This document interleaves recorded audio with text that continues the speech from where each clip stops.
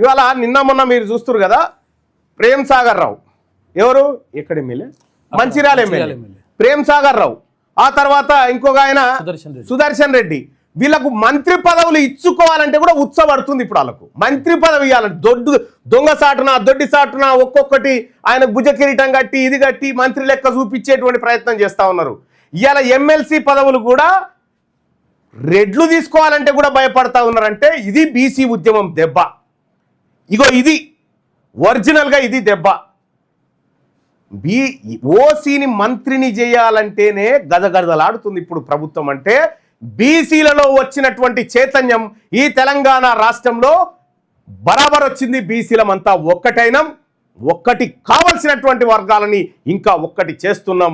ఈ తెలంగాణ రాష్ట్రం ముమ్మాటికి 2028లో బీసీలు అధికారంలోకి రాబోతా ఉన్నారు. బీసీలదే ఈ రాజ్యం. చివరి ఓసీ ముఖ్యమంత్రి రేవంత్ రెడ్డి గారే, రాసి పెట్టుకోండి మీరు ఇది. ఈ తెలంగాణ రాష్ట్రానికి చివరి ఓసీ ముఖ్యమంత్రి రేవంత్ రెడ్డి గారే. ఇదే ఫైనల్.